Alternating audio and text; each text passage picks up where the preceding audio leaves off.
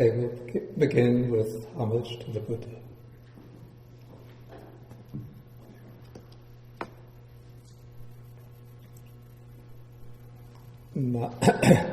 Namo tassa bhagavato arahato sama sambuddhassa. Namo tassa bhagavato arahato sama sambuddhassa. Namo tassa bhagavato arahato sama sambuddhassa.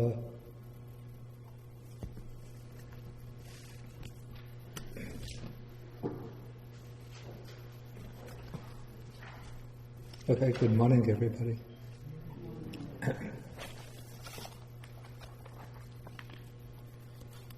Okay, so today we will be taking Sutta number 32 in the Majjhima Nikāya.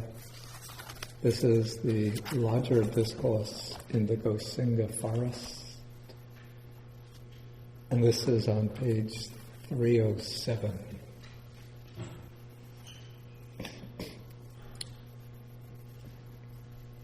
I think just about all of you have come up what is called the Bodhi walk in front of the big Buddha hall. And you see there are statues of 18 great disciples of the Buddha there. And what do you notice about these 18 statues? Don't say that they're made out of stone. What is particularly striking about them?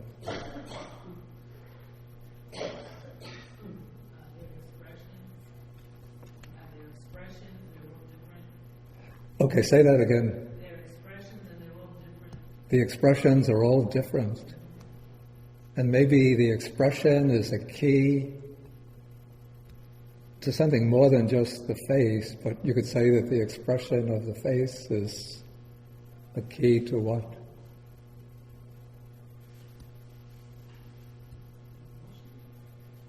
Well, yeah, but something a little more persistent. Sometimes I don't know if I phrase the question. Personality? Say again? Personality. Exactly. So there are different expressions on the face, not only on the face, but different. The body is held in different ways. Some of them are sitting very serenely, very relaxed. Some look like they're bursting with electrical energy. The facial expression looks almost violent, even though they're arahats, so they have no more hatred or ill will, but very fierce, intense expression on the face.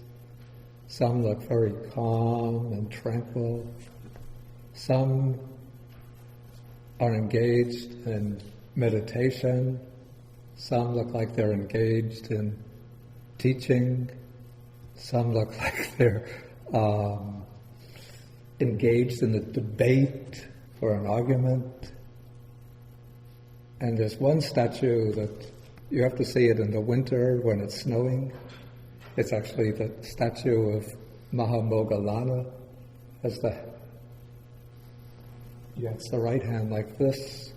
When it's snowing, the snow builds up in the hand. When you pass by, it looks like he's about to throw a snowball at you. Okay, so all of these disciples all have basically the same enlightenment, the same realization, the same liberation. So there's no difference between the enlightenment of one, the enlightenment of the others, between the liberation of one, the liberation of the others. But it's just like, maybe to use an analogy, it's just like having the same sunlight pass through different stained glass windows. So the image that will appear on the window is different because of the configuration, the color of pieces of glass on the window, but the light shining through them is all the same. And so we find quite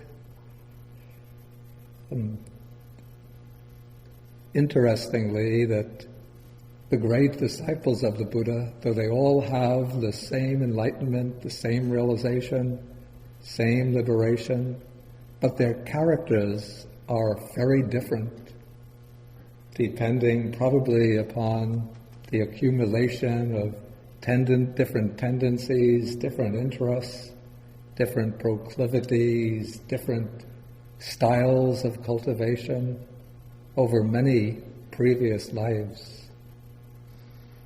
And so in this sutta on the larger discourse in the Gosinga forest, we're going to see how each of a number of disciples expresses his own understanding of what will be an ideal monk.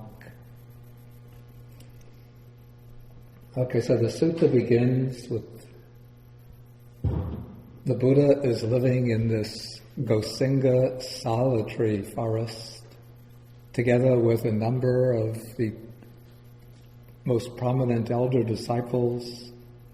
There was the Venerable Sariputta, Venerable Mahamoggallana, the Venerable Mahakassapa, the Venerable Anuruddha, Venerable Revata, the Venerable Ananda, and other prominent elder disciples.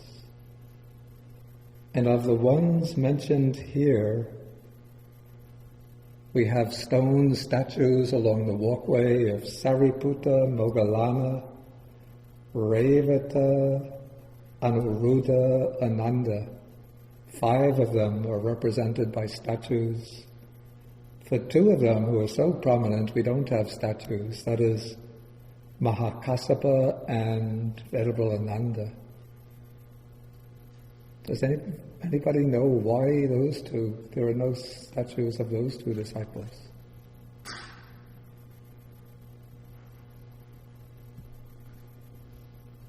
You're wrong.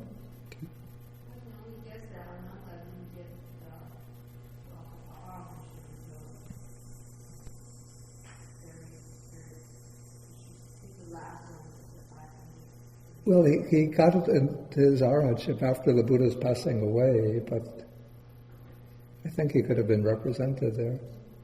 And certainly Mahakassapa isn't represented. Bowie, do you know why?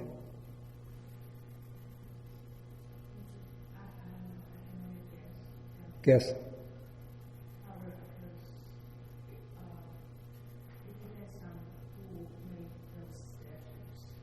Maybe it didn't go to the Shaolin temple.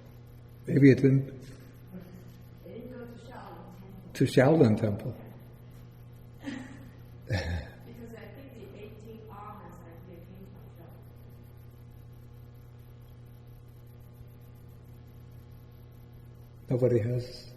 Anybody else have an idea? I have an idea. I'm not sure whether it's right or not. I thought maybe one of you would be more authoritative on this than I am, but I could just offer a guess. In this respect, Zhuangyan maybe is a little different from the typical Chinese temple, but I think in most Chinese temples, on the altar, along with the statue of Sakyamuni Buddha, don't they usually have statues of Ananda and Mahakassapa? They don't? No, that's actually, I think that's the southern tradition. That's Sri Lanka. I think mostly in the Chinese temple you have the two bodhisattvas. I know you have Manjushri and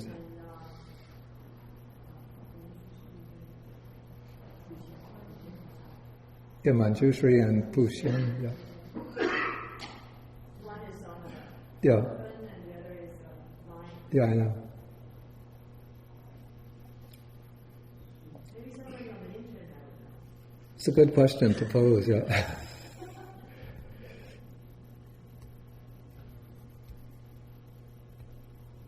Anyway, I remember when I first went to Asia, the first country that I went to was Vietnam, because I was originally ordained as a Vietnamese monk. And I remember in the temple where I was staying in Vietnam, right up alongside they had the Buddha Shakyamuni, not the Amitabha Buddha. And next to Shakyamuni Buddha, there were statues of Ananda and Moggallana. Mahakassapa and Ananda. I don't recall the 18 arhats in that temple.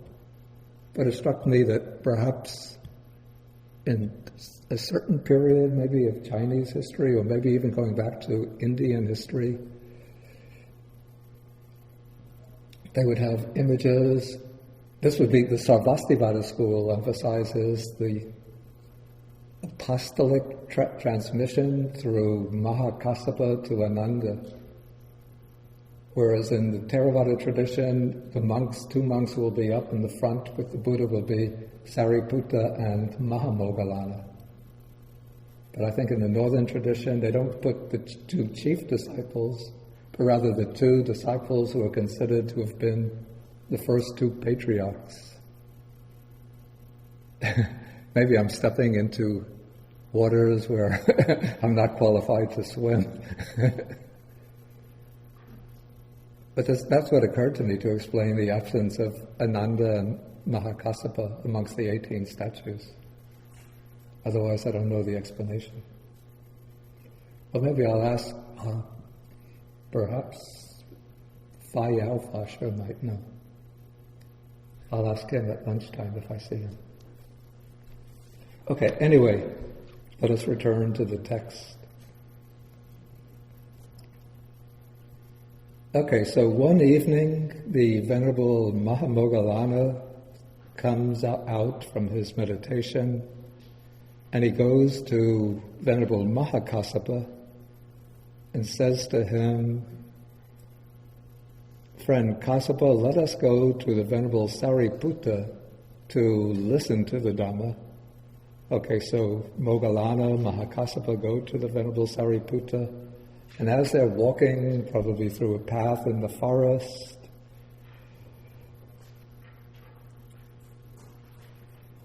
where does the Venerable Anuruddha appears at some point to join them. Then Venerable Ananda sees them walking along the path, and he joins them. He goes to the Venerable Revata and says, "Let us go join them and listen to the Venerable Sariputta." Okay, and so they all gather around the place where Venerable Sariputta is staying. Okay, then they're all settled there in paragraph 4. Then Venerable Sariputta speaks, he addresses the Venerable Ananda, and he says that this Gosinga, the word Gosinga actually means cow's horn. Perhaps the forest was shaped like a cow's horn. So this Gosinga sala-tree wood is delightful. It's probably a full moon night, so the night is lit by moonlight. And the sal trees are all in blossom. And the sal trees, the sal flowers have a very sweet scent. And so it seems as though heavenly scents are floating in the air. Then Sariputta asks Ananda, what kind of monk could illuminate this Gosinga sal-tree forest? What kind of monk would shine or beautify or adorn? I think that would be actually a better rendering. What kind of bhikkhu would adorn this Gosinga sala-tree wood? Okay, so now Ananda is going to answer in a way which is sort of determined by his own aptitudes, his own interests, his own proclivities. Do you remember Venerable Ananda amongst all of the disciples of the Buddha, what was the Buddha pointed him out as being a chief disciple in a particular respect. In what respect was that?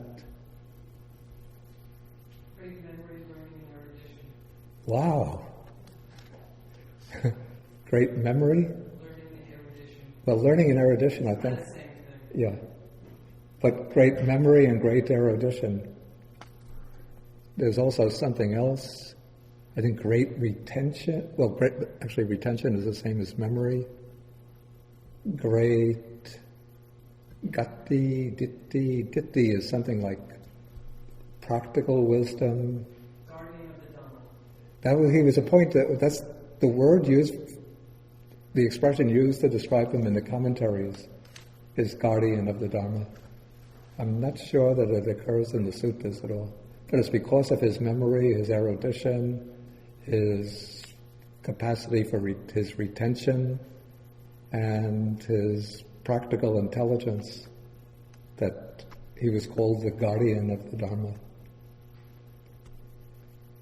And so Ananda had a special function because of his great memory and because he always lived very close to the Buddha.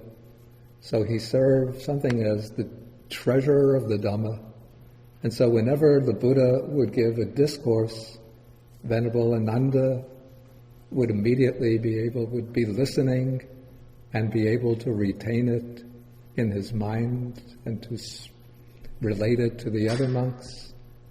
And if for some reason Ananda could not be present when the Buddha gave a discourse, he had made a request of the Buddha always to repeat the discourse when they met it on a later occasion, and then Ananda would preserve it.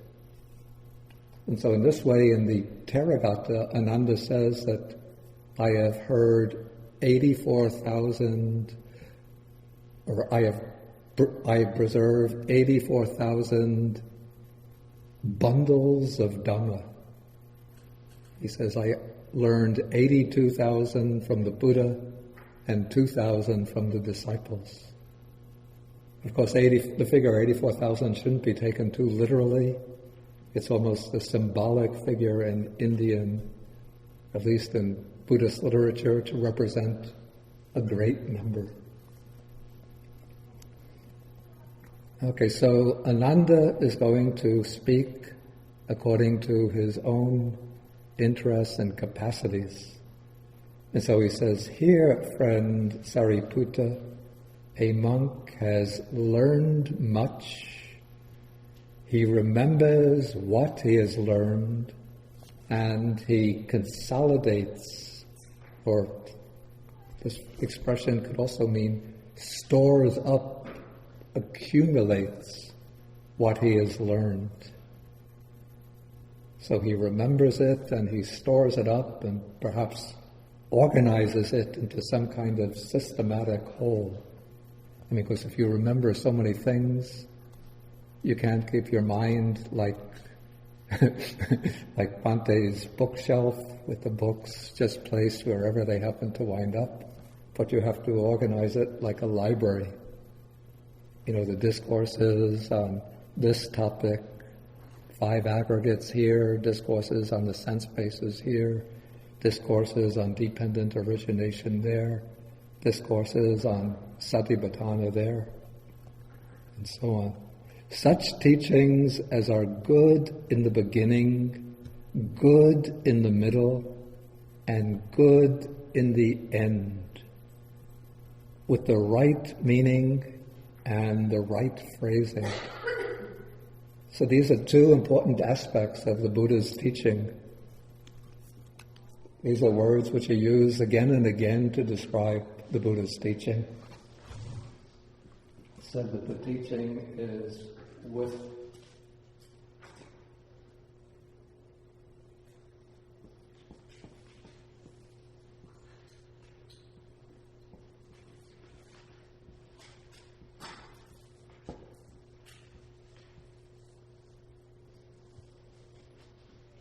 atta means meaning, So the teaching of the Buddha, it has to be meaningful. And also the word atta has another meaning besides meaning, which also is significant. It means benefit or good.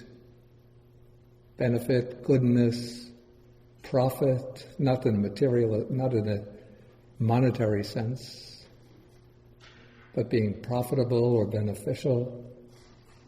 And the word atta also means goal, pointing to the goal, which for the Buddha's teaching is nibbana.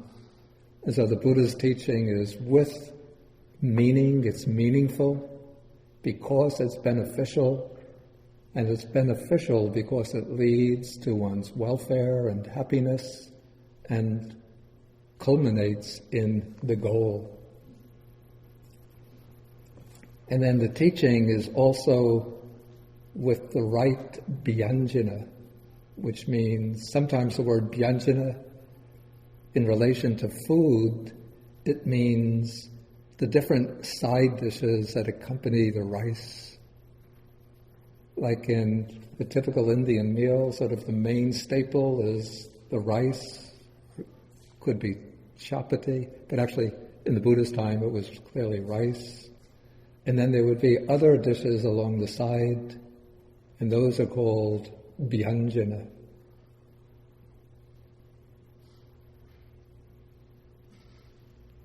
Anybody from an Indian background? Do you use that expression in Pakistan? Nothing. What language do you use? Urdu and Hindi is the same. Urdu. And Hindi is the Same. And you don't use bhyanjana or vyanjana? What do you call the side dishes? In Urdu, what are the side dishes called? They're usually named by whatever it is. But there's not a general name for them? There is no gender name, not that I know of. But I'm no authority. It's generally named by whatever. Yeah. In Andhra Pradesh, if you ask somebody to a meal, you invite them to rice, and then the side dishes are curries. Yeah, but I think is curry a British expression? Well, in Andhra Pradesh, people use it. It's salad. It's salad salad. In southern India. No, just in northern India. Northern India is salad. Salan. Salad. Okay, anyway. I guess languages change. Okay, so in relation to language, vyanjana is the expression, the formulation or the phrasing. And so the Buddha's teaching has to have not only the right meaning, but it has to be expressed properly. So this is why we could see that the Buddha's teaching, as we find it in the Nikāyas, it's always very systematic. For example, when the Buddha gives a discourse, he'll begin by saying, I will teach you the 3 kinds of this or the 4 kinds of that. Then he'll say, what are the 4 kinds? 1, 2, 3, 4. Then he'll take each of these 4 items, and what, O monks, is number 1? What is number 2? What is number 3? What is number 4? He explains each of them, then he sums it up at the end. So you can see it's very well ordered, very well presented. So this is why it's said to be with the proper phrasing. And then the teaching affirms a brahmacharya, a holy life or a spiritual life that is utterly perfect or complete and pure. Okay, so that is the way of describing the Buddha's teachings. And now this is the way the monk goes about the learning. So it says, such teachings as these he has learned much of, remembered, mastered verbally, investigated with the mind, and penetrated well by view. We have 5 aspects of learning mentioned here. And these 5 aspects actually constitute, we could say, a complete course in education, or a complete course in intellectual training. So first, the teachings, one has to learn much of them. And the word that's translated here as learn much of is, in Pali, it's Bahu Sutta, which means literally heard much of. Because in the Buddha's day, the teachings were not written down. And so nowadays we describe somebody who is learned as a well-read person. But in the Buddha's day, we say that somebody is a learned person is one who has heard much.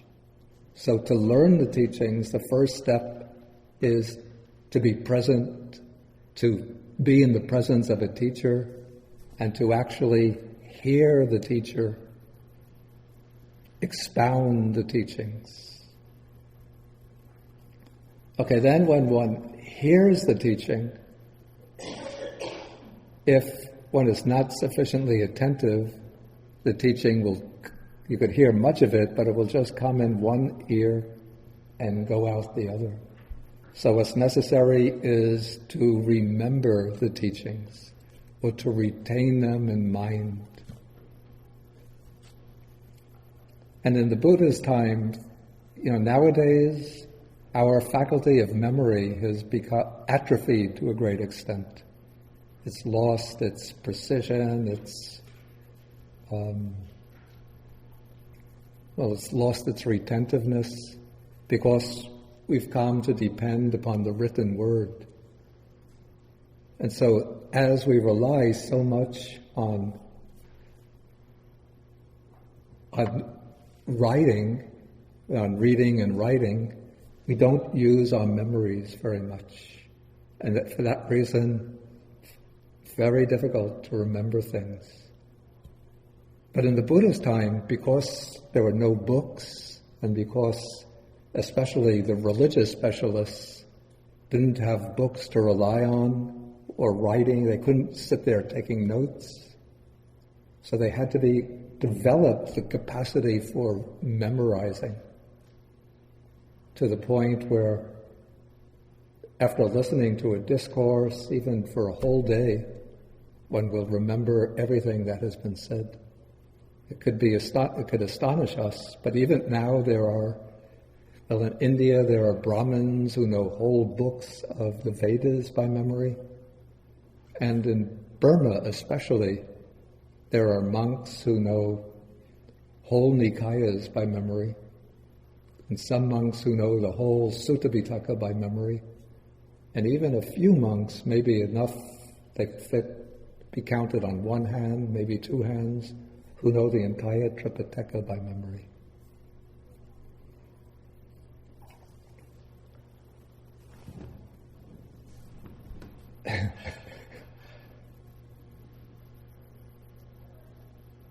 So they usually test them in order to test their memory, they have to pass a test. And of course, to become like a Tripitaka expert in Burma. But you can't test the person by saying, okay, start at the beginning of the Tripitaka and let's hear you read it through. Because you'd be sitting there for months and months listening to the person recite. So how do they find out that the person passes and gets the degree of being a Tripitaka expert? What they do is to just take books at random and read a paragraph, and they then say to him, continue. Then he has to know the place where the paragraph is being read from, and as soon as the examiner finishes, he has to pick up immediately and continue. Then to make sure that he knows if he's, say, being tested to become an expert in the 4 Nikāyas, then they'll read passages at random from the 4 Nikayas. If he used to be an expert in the Tripitaka, all 3 baskets, then they'll read passages from all 3 of the baskets, the Vinaya, the Sutta Pitaka, Abhidhamma Pitaka, and he has to be able to pick it up. But there are some who can do that too.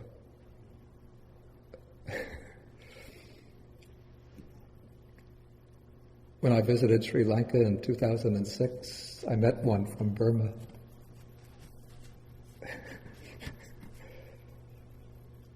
When we left the guest house where we were staying, he stopped us and said, "Oh, I forgot my watch in there."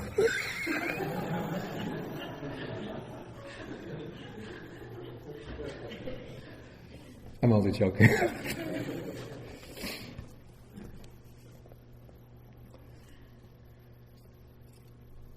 But even though this feat might seem very amazing, but what one finds, you can try this if you like.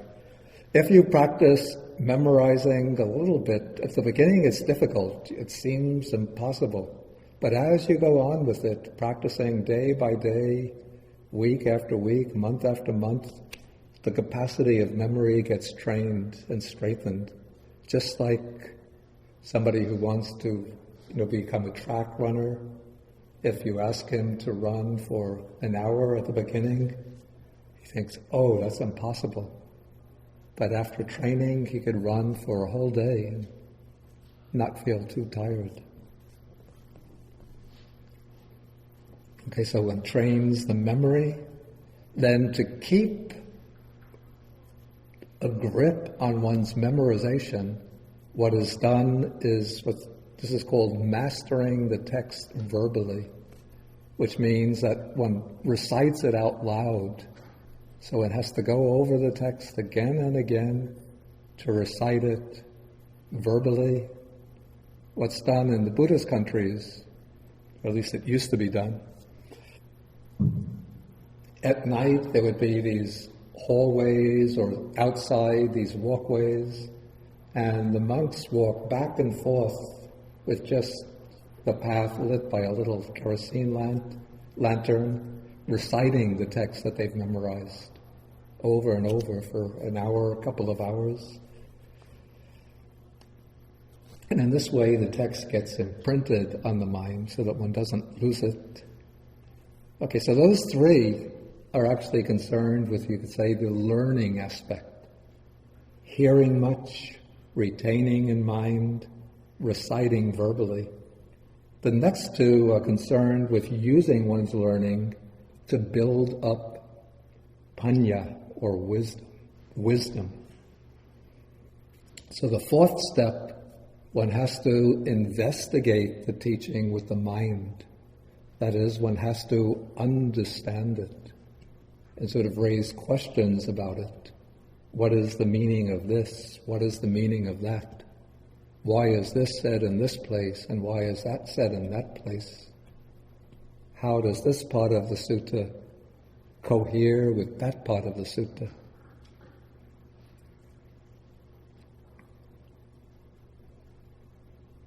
Okay, and so now one is working to get into how does this discourse apply to one's life? What are its practical implications? How does one utilize the sutta as a set of guideposts for training? So in this way, one is investigating with the mind in order to draw out the meaning from the vyanjana, from the wording. And then it's not enough to have simply a conceptual or intellectual understanding, but one has to gain direct insight into the teaching. And that is what is covered by the 4th step, that one penetrates the teachings thoroughly by view, by insight, by wisdom.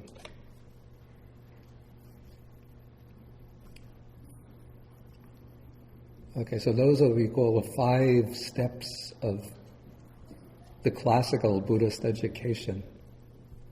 And then Ananda also is not only very learned, but also he was a gifted expounder or teacher of the Dhamma.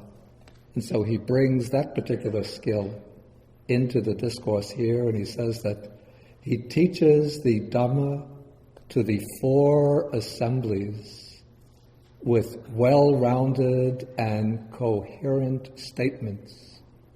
What is meant by the four assemblies? Anybody know? The Sangha, Bhikkhu, Bhikkhuni, the lay people, and the Exactly, yeah.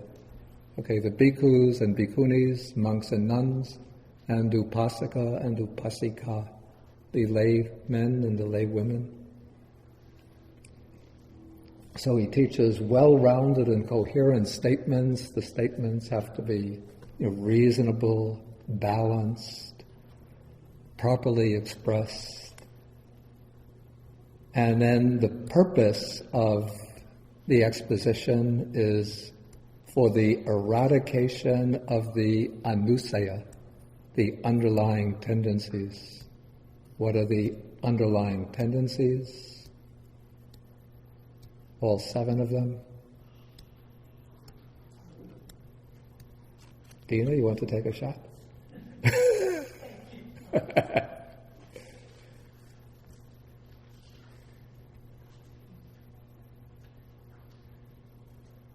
Anybody like to take a shot at the 7 underlying tendencies?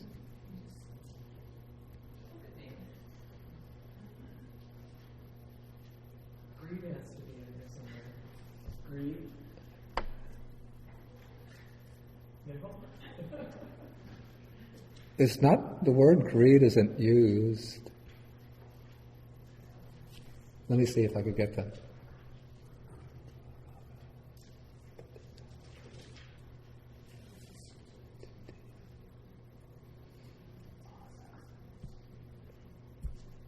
I think I have it. Somebody want to try? Not allowed. You saw there was a note number and you looked at the note, right?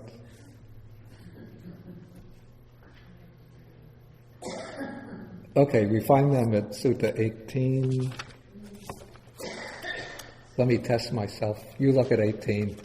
We see whether we're going to flunk Bhante, kick him off the seat.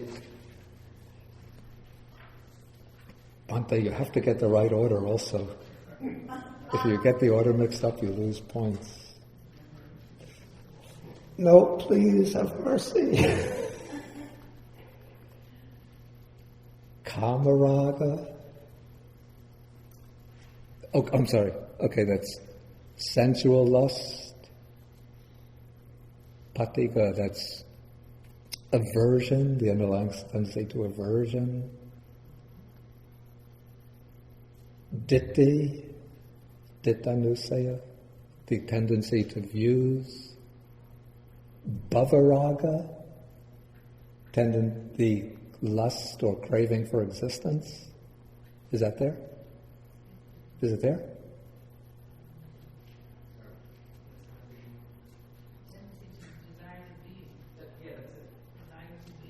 Oh, that's there. Okay. It's just Bhavaraga, mana, conceit, vichikicha, that is doubt, and avijja, ignorance. Was the order correct?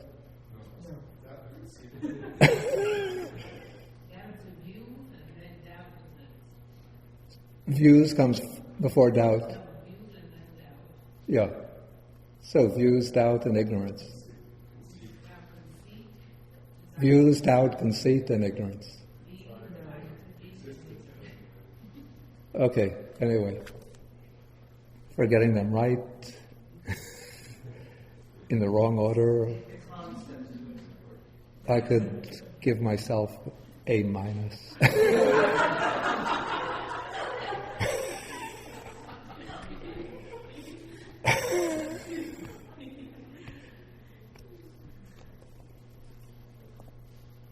Okay, anyway, this is the purpose, to eradicate the underlying tendencies, and one who is fully eradicated the underlying tendencies, is fully liberated or an arahant. Okay, so Ananda says that this kind of bhikkhu could adorn the Gosinga sala-tree forest. Okay, then Sariputta turns to Venerable Revata. We have Venerable Revata also amongst the stone statues. And Venerable Revata was appointed by the Buddha to be one of the foremost disciples. What was he foremost in? What was his specialty? Meditation. How'd you guess? I did. I mean, how you knew it? I had read the footnote, yes. Yeah, that's cheating. You're not supposed to read the footnotes.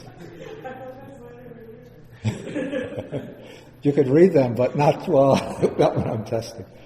Okay, so Sariputta turns to Revata and says, "Friend Revata, the Venerable Ananda has spoken." The text uses the expression, I think it's yatta patibhana. It's according to his own idea, his own intuition, his own what inspires him. So we could say his own inspiration.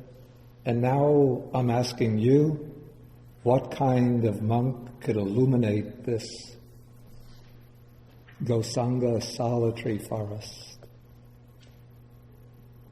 And then Revata says, here a monk delights in solitary meditation. He takes delight in solitary meditation.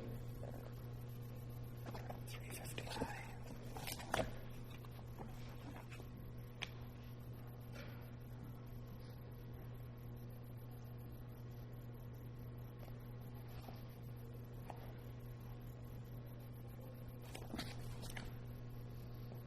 I don't remember what Pali word is being translated as solitary meditation.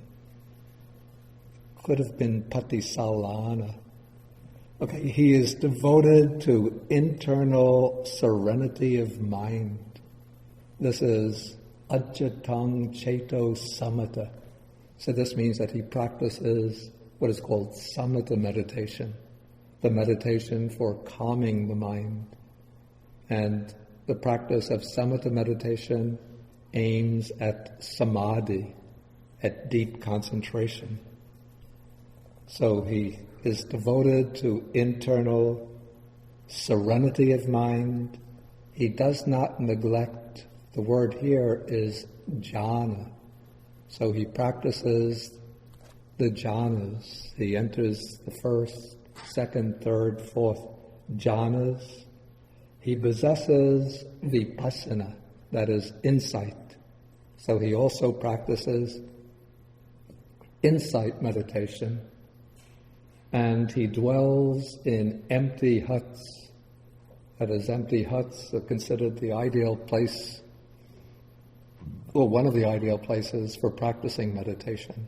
There's small huts in the forest, so through the hut one is protected from rain, humidity, mosquitoes, snakes, biting flies. Okay, so Revata praises the monk who delights in meditation. Of course, all the monks, in order to achieve any kind of realization, one has to practice meditation. But Revata was probably one who didn't specialize much in learning or in preaching, teaching the Dhamma, but he was fond of going off into secluded places deep in the forest in order to continue to develop meditation, even after reaching liberation.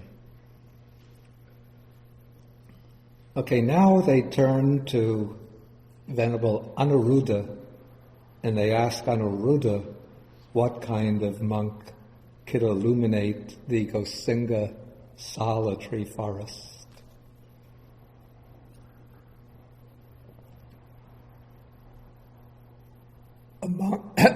Among the stone statues, Does anybody know which one is Anuruddha?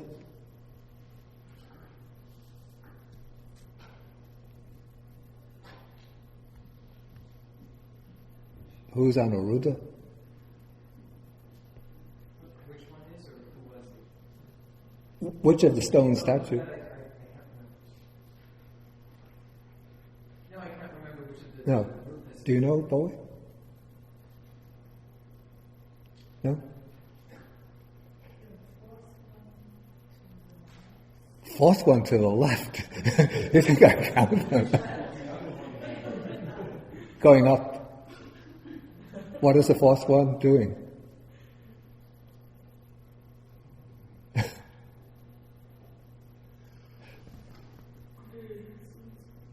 Did you get it? No. One of them looks like he's sleeping, right? Do you remember? It seems to me, this is just my hypothesis, that somehow in the Chinese tradition, the identity of Anuruddha may have gotten mixed up with the identity of Moggallana. Because in the Pali Suttas, Moggallana, before his attainment of arhatship, had a problem with tina mida, with sloth and torpor, or dullness and drowsiness, and he would doze off, and the Buddha had to come to him and sort of stir him up and goad him on to practice. And so maybe if the identities got mixed up, we have Anuruddha. That's just my hypothesis. I don't know, otherwise I don't know how to explain why Anuruddha seems to be asleep. I remember years ago reading in it's called Vajrabodhisi, the magazine from the city of 10,000 Buddhas, Venerable Xuanhua, said that, and obviously he's speaking from a knowledge of the Chinese tradition, maybe even North Indian tradition, that Anuruddha had gone blind, but that he had the divine eye. But there's nothing in the Pali tradition that indicates that Anuruddha was blind. And quite to the contrary, there are some texts with Anuruddha traveling alone, which would have been difficult for him if he was blind. But his specialty was called the Dipa Chakku, the divine eye. And this is the special kind of faculty of spiritual vision by which one could see events taking place at great distances, even in other world systems and in other realms of existence. And so when Anuruddha is asked the question, then he replies, "Hear, friend Sariputta, with the divine eye, which is purified and surpasses the human, a bhikkhu surveys 1,000 worlds, or 1,000 world systems. Just as a man with good eyesight, he might climb to the upper chamber of a mansion or a palace and then look down, he might be able to see with his eyes 1,000 wheel rims. I don't know what the wheel rims would be doing out the palace. Maybe they had factories where they produced wheels for chariots and carriages, and they would, when making them, they would lay them out in a field. But this man would survey with his vision 1,000 wheel rims. And just so, this monk with the divine eye might survey 1,000 world systems. And it's interesting that the text uses this image of wheels to describe a world system, because I'm sure that many of you have seen photographs of galaxies taken with these very powerful telescopes. And what do many of them look like from a great distance? Yeah, but the spiral is just like a wheel.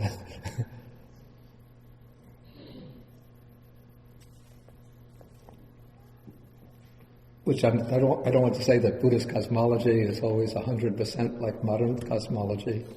There are sometimes, you have to admit it, some mistakes or differences in the Buddhist cosmology. But this strikes me as something quite astonishing, this correspondence. Okay, so Anuruddha says that's his conception of the ideal monk. Okay, now they turn to Venerable Mahakassapa. There's kind of standard image of Mahakassapa. How does Mahakassapa usually look in the images of him? Stern, yeah. Not the bright, welcoming, pleasant, smiling face, but kind of figure that, when you have to go before him, you feel like a little bit afraid. Because he could read into one's mind, and he will know just about all one's thoughts. I used to know a monk like that in Sri Lanka. He was actually a German monk who was an observer of the ascetic practices, the Dhutangas. And we used to call him the Mahakassapa of the present era. He since passed away, 2005, 2006. In his 90s he passed away. But when he first became a monk, he lived for, I think, 11 years at the place called the Island Hermitage. This is an island in a lagoon in southwest Sri Lanka. And he almost never left the Island Hermitage, but always stayed there. And at that time he was very closely associated with Venerable Nyanamoli, the translator of the Sudhimagga, who was alive.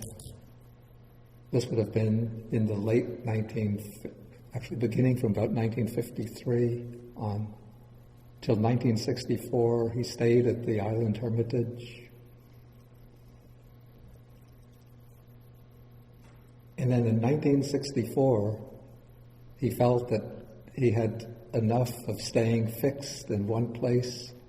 And so then he made a determination that throughout the year, except during the 4 months of the rainy season, he would always keep on traveling without any fixed abode. And so he did this each year, 8 months. He would always travel. If he found a place that he liked, he would stay there for a few days, maybe even a few weeks. He never traveled by bus or by car, always traveling by foot.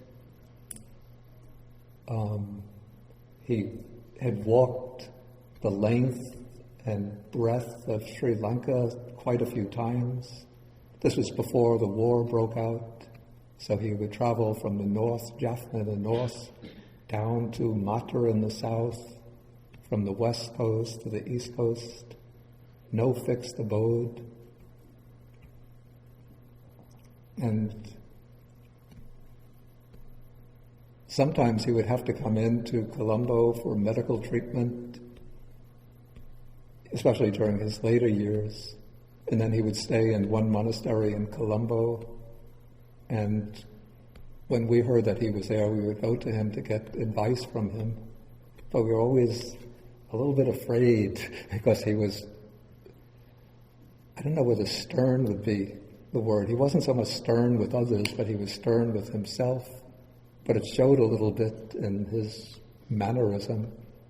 And he seemed to have the ability, I don't know whether we could say that he actually read individual thoughts, but he knew very, very precisely what a person was going through at the time when they would go to speak to him. So his advice was always very precisely tuned to the needs of that person.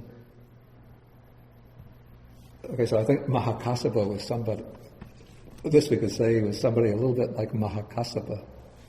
So Mahakassapa describes his conception of the ideal monk, and he mentions what are called in Pali the Duktangas. These are the ascetic practices.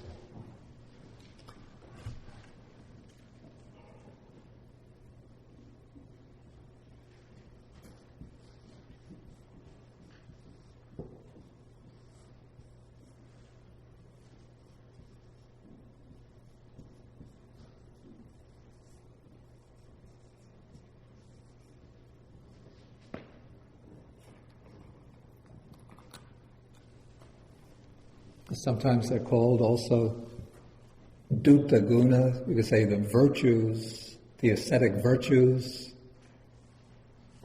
or Duttanga means literally the ascetic the factors of asceticism. The word Dutta literally comes from a verb which means to shake off. So observing these practices is supposed to be the means to shake off certain defilements, like craving, laziness, discontent. Okay, so here a bhikkhu is a forest dweller himself. That is, he makes the determination always to live in the forest, not to live in the monastery, in a town or a city, or even in a village. And he speaks in praise of forest dwelling to others. So you could see even the ascetic monk is concerned not only with his own good by observing the ascetic practices, but also he tries to promote the good of others by encouraging the others in the ascetic practices. Okay, he is an alms food eater himself and speaks in praise of eating alms food.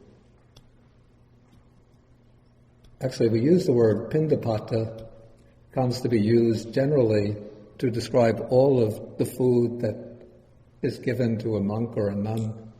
We say that it's all pindapata, which means alms food.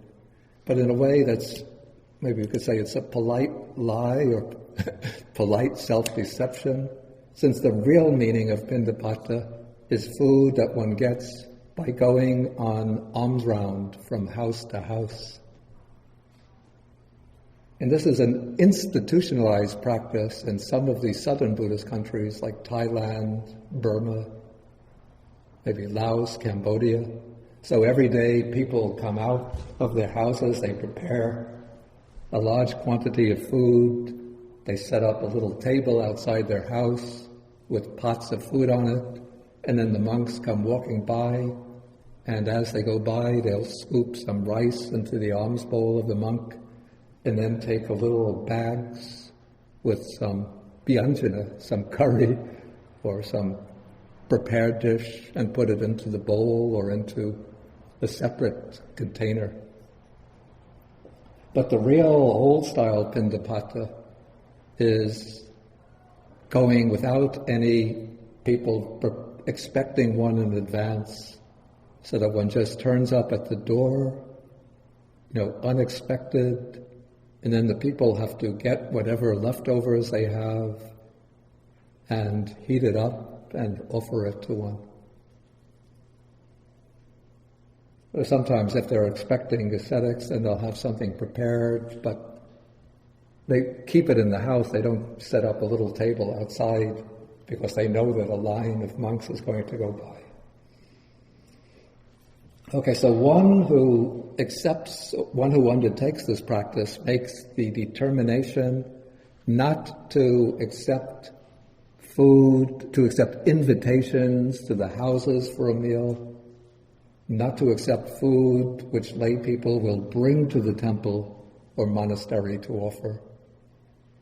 So sometimes lay people will make an arrangement with the monastery to bring food on a certain day. So all of the regular monks they don't go on alms round, but they just remain in the temple, knowing that on that day the lay people will prepare will bring a meal, and usually they prepare very delicious, sumptuous food. But if the monk has made this resolution to eat only the alms food, he won't stay behind for the lay people to come, but he'll go out from house to house collecting the food. Okay, so this was another practice Mahakassapa observes and praises to others. Then he is what is called a refuse rag wearer, and speaks in praise of wearing refuse rags. Okay, now, the normal kind of robe that monks wear is a robe which is prepared in advance, like this robe, some person had bought it in a shop. Like in the Buddhist countries, they have what are called monk shops, which are shops that specialize. They have robes, alms bowls, sets of what they call the 8 requisites.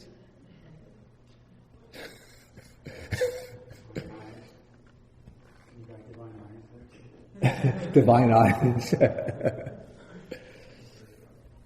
These, what do they call them? The straight edge razors. It's a little boring, because there are changing styles for monks. They have Buddhist, this is what they also have, Buddha statues and little models of stupas in which they put sometimes relics and other precious items. You have to get an American company to go in there. They'll change the style every season so that really turn it into a profitable business.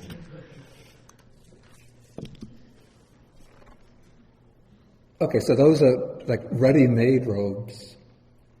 And even in some of the monasteries, the monks will receive new pieces of cloth, white cloth, which they then cut up, sew themselves, and then dye and wear. But one who makes the resolve to use what are called the refuse rag robe, this person usually they go to what's called the charnel ground, where they wrap up corpses. I hope you people don't get afraid. They wrap up corpses in white cloth and discard them in the charnel ground. So then the monk who wants to make a robe will go to the charnel ground and cut off pieces of cloth from the corpses and then bring them back and sew them together, wash them, and then dye them in order to make a robe. Okay, and then he's a triple robe wearer. That is, he uses only the 3 basic robes. There's the under robe, which is like a skirt, the upper robe, which is this robe. Then there's something like, it's a double thick robe, basically the same shape as this, but usually we fold it in half and we use it a little bit like a shawl when it gets cool. But then one is entitled to use, several of each robe. One could just take an old robe and then one uses it for when one is washing a new robe. But somebody who makes the determination to use only 3 robes won't have those extra robes. But if he's washing the robe, an upper robe, then he'll wear the double thick robe. And if he's washing the under robe, then he has actually a bathing cloth, which is the same shape, and he'll wear the bathing cloth while the under robe is being washed and dried. Okay, so these are the ascetic practices. And then Mahakassapa also speaks about certain more inward virtues, and these build up in a progressive order. He starts that the monk is one who has few wishes himself and speaks in praise of fewness of wishes. Not to have desire for excessive possessions. He is content himself and speaks in praise of contentment, secluded himself and speaks in praise of seclusion. He is aloof from society himself. This could be a little misleading. I think now aloof is not such a good choice of words, because it suggests, the word aloof suggests some kind of cold condescension, but that's not what is intended here. It's rather that the monk is not one who likes to mix and socialize very much, but he prefers seclusion. Then he's energetic himself and speaks in praise of arousing energy. He observes virtue of the precepts himself and speaks in praise of the observance of virtuous behavior. He attains to samadhi, concentration, and praises concentration. He attains wisdom and speaks in praise of wisdom. And he has attained to liberation himself and speaks in praise of liberation. And he has attained to the knowledge and vision of liberation and speaks in praise of the knowledge and vision of liberation. So this is the way Mahakassapa praises the ideal monk. Maybe at this point I'll ask whether there are any questions.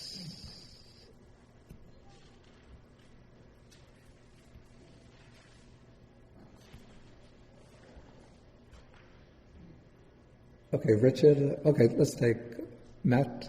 You're closest. I had to develop the divine eye. In the other monks, there seems to be a process by which you can reach this kind of level of attainment, but the divine eye just seems to be something you either possess or don't possess. Yeah, but that actually isn't the case. There is a process or a method sort of described in some texts for attaining it. Of course, it helps if one has a natural aptitude for it. But the texts speak about first gaining the 4 jhanas, the 4 meditative absorptions, and then what one is supposed to do. The method is actually described in detail in the Visuddhimagga, based on the tradition of the ancient commentators. What one does is develop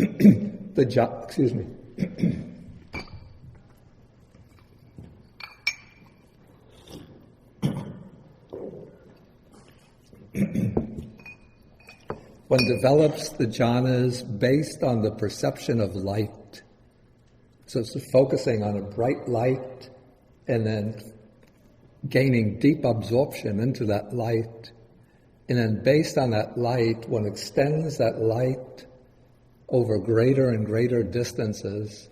And as one does so, it illuminates those distant areas. And then one could extend that light in such a way, through the appropriate determination, that it will illuminate other realms of existence that are ordinarily invisible to us.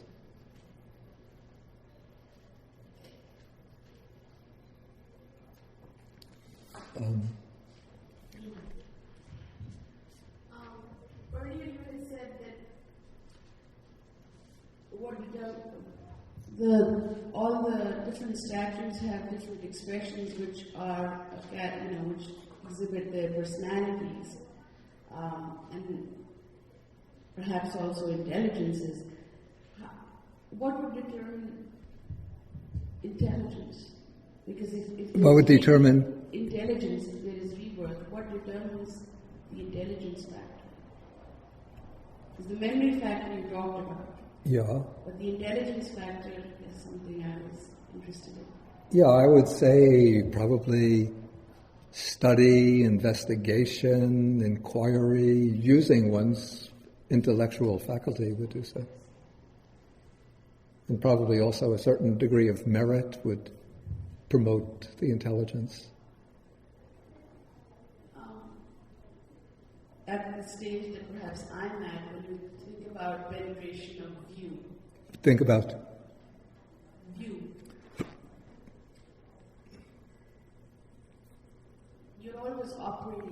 some view. Yeah. And the understanding is that everybody's right in their view, from what I understand. That everybody is right in their view. In their perception of how they are viewing whatever they're viewing. You mean everybody thinks that they're right? Right. Yeah. So, how would one undercut one's own, one would just look at one's own view as just coming out of your own causes and conditions and resting at that, and then... I mean, this question takes us a little bit away from this. I know. Um, Or another time. It's just... I think to get what's called the right, at least from the Buddhist point of view, the right view, one has to have, well, I would say the understanding of the principles of the Dhamma, both through learning and through insight. Just to put it very simply in a nutshell. Okay, I'll just take one question, then I want to finish the sutta, go back and finish the sutta. I have two simple questions about the second paragraph on 5, when Ravata is speaking. Yeah. He says, a bhikkhu delights in solitary meditation and takes delight in solitary meditation. Yeah. Are those supposed to mean two different things, or is that a repetition? It's just the way the Pali language is used. They're really the same thing, but one uses one grammatical form, the other a slightly different grammatical form. But the words are the same. Okay. And second, what is the point of dwelling in empty huts? Are those huts that have been deserted? Does he mean huts that people have built and then they've moved to some older or newer place? No. These would be huts that are built in the forest, especially for the monks to use for meditation. So just being a forest monk.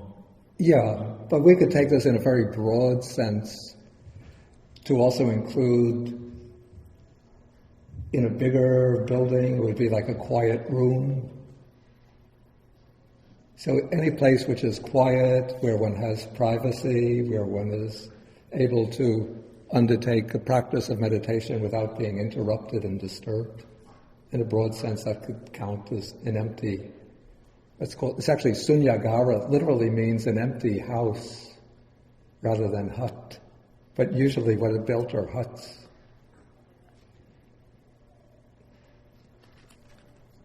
Okay, so those were the two questions then.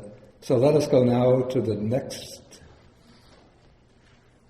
question, the next one to speak. So now Sariputta turns to Moggallana and says that each has spoken, now it's your turn. And so Moggallana describes his ideal monk.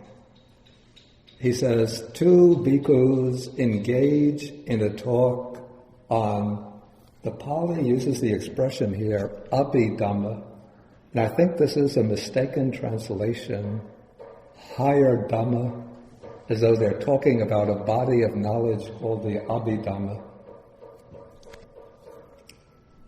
This has to go. I've come to a better understanding of how this word is used in the canonical text.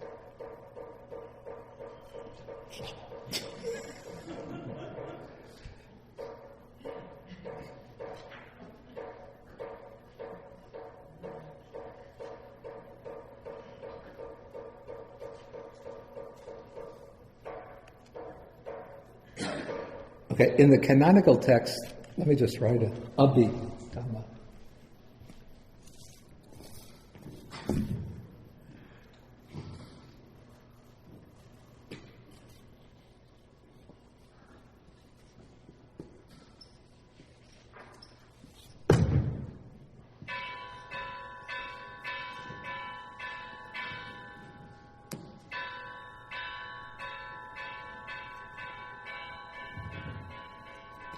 Okay, in the canon, as many of you know, at a certain point, abhidhamma came to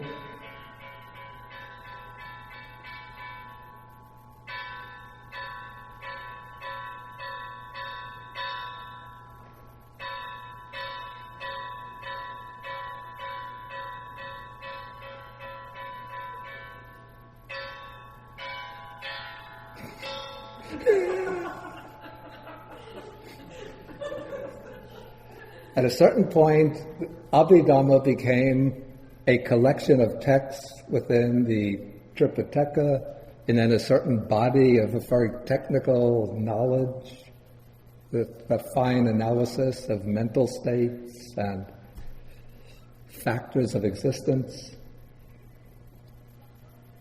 The word Abhidhamma occurs in the suttas, but I don't think it has that special meaning, or that it means a kind of special Dhamma or a higher Dhamma, but rather what I've noticed, I mean others have noticed this too, is that the word Abhidhamma is always used in relation to disciples who are speaking about the Dhamma, not something that the Buddha teaches. And so it seems to be used to mean that the word Abhi simply has what we would call a reflexive meaning. That is, it means something like about. So they're engaged in a talk about the Dhamma. It's not a talk on some higher Dhamma, but Abhi has a reflexive meaning. It just bends back upon the word Dhamma. So they're having a talk about the Dhamma, and they question each other, and when each one is questioned, they're able to answer fluently, without hesitation, and so their talk rolls on in accordance with the Dhamma. So this is Moggallana's answer. And what's a little bit interesting here is that Moggallana's answer doesn't reflect his own specialization. What is Moggallana's specialization? Great spiritual power. Yeah, great spiritual power, or what we would call psychic powers. Some call them mystical powers or magical powers. You know, the Pali word is iddhi. Yeah, like the ability to fly through the air, go through the, sink into the earth, walk across water, send out multiple copies of oneself to be several places at the same time, walk through the walls. But maybe that would have been setting the standards, maybe setting up too rarefied a model for the accomplishment of a monk. So Moggallana answers instead in terms of being able to conduct a discussion on the Dhamma.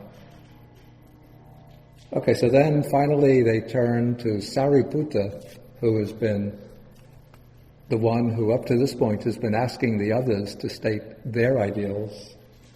And so they ask Sariputta to explain his ideal. And Sariputta says,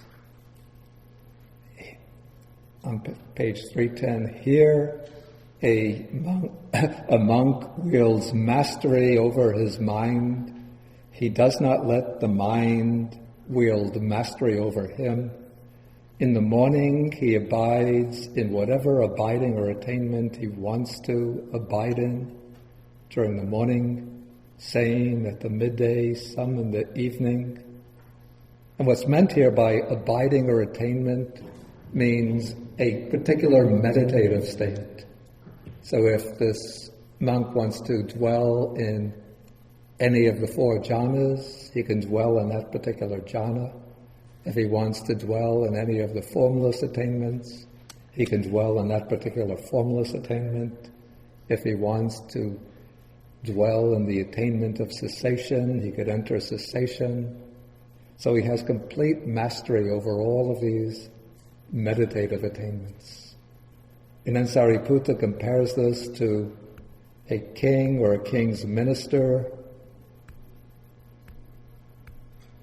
or a wealthy woman on Fifth Avenue, Manhattan, who has a chest full of variously colored garments. In the morning, he could put on whatever pair of garments he wants in the morning, same at midday, same in the evening. And so, in the same way, this monk can enter any time of day into any attainment he wants to.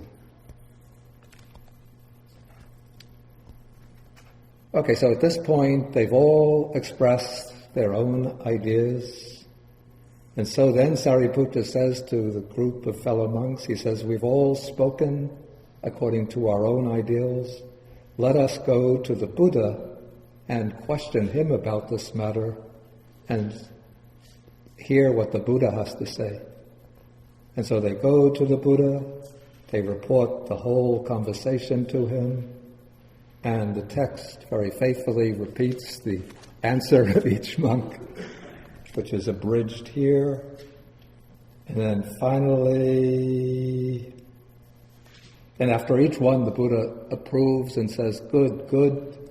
Each one is speaking in the way that's natural to him, since each of these disciples has this particular ability or specialization. So he goes through Sariputta on page 312, paragraph 16. Then paragraph 17, Sariputta asks the Buddha, which of us has spoken well? Then the Buddha says, you have all spoken well, Sariputta, each in his own way. But now let me tell you the kind of monk that could adorn this sala-tree forest. Here, the monk has returned from his alms round, and after his meal, he sits down, he folds his legs crosswise, sets his body erect, establishes mindfulness before him, and resolves, I shall not break this sitting position until my mind is liberated from the asavas, from the taints, through non-clinging. That is the kind of monk that could illuminate this sala-tree forest. So the Buddha here is pointing to a monk who's not yet in our hut, but who sits there and makes that determination that in this very seat I will reach the final goal. So maybe we should all go out now. We could skip lunch today, and the weather is quite pleasant outside. We could find a little place in the shade, sit down, cross our legs, and make the determination. None of us will rise up until our mind is liberated from the taints through non-clinging. But maybe we'll put it off till next week. I'm hungry. Okay, any short questions, quick questions? Save the longer ones for after lunch.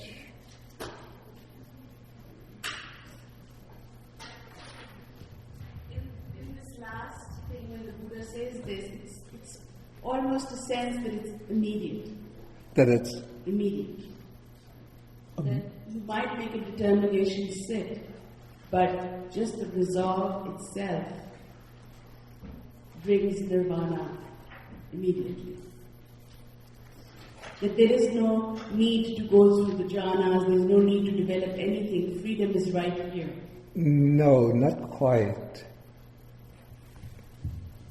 I mean, the monk, well, he makes that resolve, but he would sit there, he would probably enter into the jhanas, unless he's a practitioner of the dry insight meditation. But he has to make a very diligent effort. In fact, in some texts, that kind of resolution is expressed, willingly let, how does it go, the blood and flesh dry up on my body and let only the skin, bones, and sinews remain, but I will not budge from the seat until my mind is liberated from the taints through non-clinging. But I think we have to be a little careful how we interpret this, because this is, I would say that this is intended for a monk or a practitioner who has already accumulated all of what we would call the supporting conditions. So probably a monk who makes this determination would already have mastered at least a few of the jhanas and have already reached high levels of insight knowledges. And so the monk recognizes that he's very close to the breakthrough, and sort of to push him over the precipice, he has to make that determination not to move until he's liberated. I used to do that when I was in Sri Lanka, but then, after a half an hour,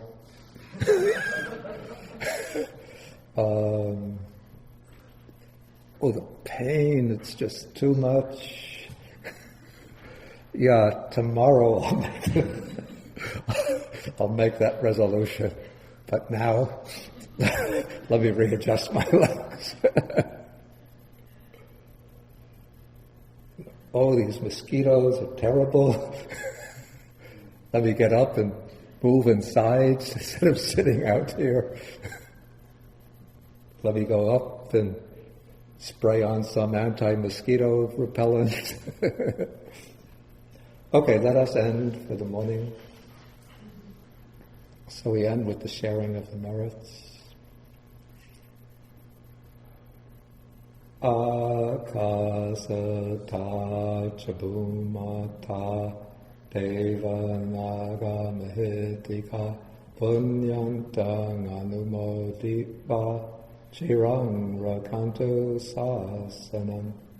Akasata chabumata deva naga mahitika punyantang anumodipa chirang rakantu desanam. Akasata jabumata deva naga mahitika punyantang anumodiva chirang rakantu mang parang. Etavata hehi sampadang punya sampadang sabbe devanumodantu sabba sampati siddhya sabbe bhutanumodantu sabba sampati siddhya sabbe satanumodantu sabba sampati siddhya bhavagupadaya vichihetato etantare satakayupapanna rupya rupicha sanya sanino tukha pamuchantu posantu nibhutim.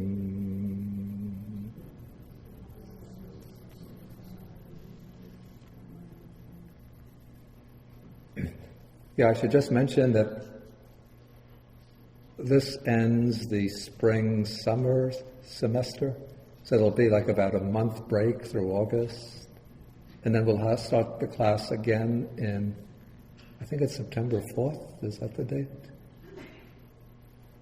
And then I will send out the program with the dates of the classes and the suttas that we'll be studying. I'll send it out. Kaidi's here? Yeah. I'll send it to Kaidi, and then she will send it to all of you. So if anybody is not registered with Kaidi, your email address, then please do so.